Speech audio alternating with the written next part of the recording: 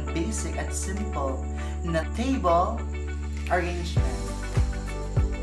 Unang-una sa paggawa ng table arrangement, kinakailangan natin ng gamit.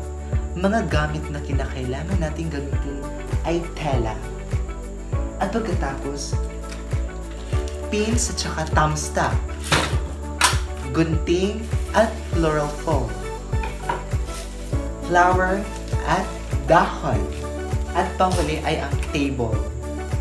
Ito ang mga gagamitin natin para sa paggawa ng simple at basic na table arrangement. Unang hakbang, kailangan nating takpan ng tela ang lamisa.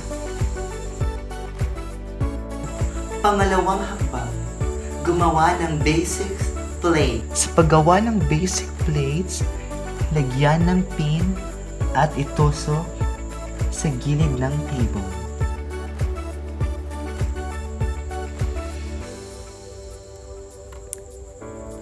Siguraduhin nakalak ng maigi ang pin para hindi mahulog ang tela.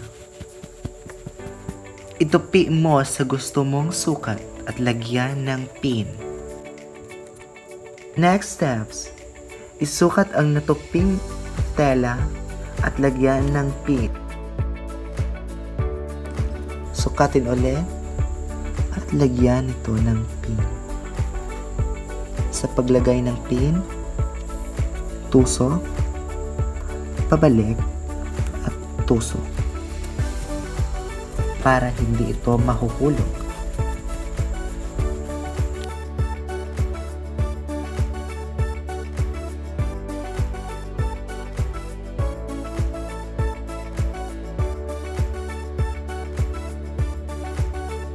Next, kunin ang plate, hanapin ang gitna at lagyan ng pin.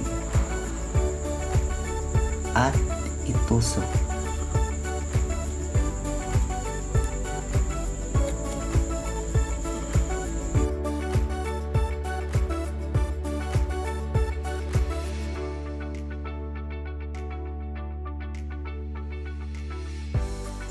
Next step sa paggawa ng flower arrangement, kinakailangan natin gumamit ng floral foam, gunting, flower at saka dahon.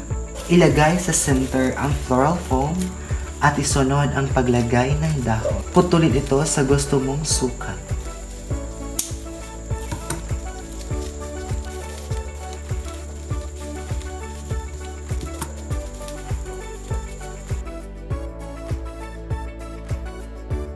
Next, pagkatapos malagyan ng dahon ang floral foam, isunod naman natin ang bulaklak.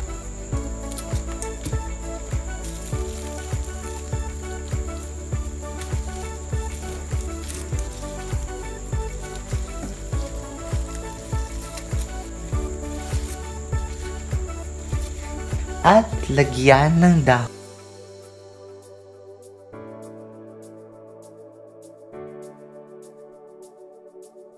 Napakadali lang ang paggawa ng basic at simple table arrangement.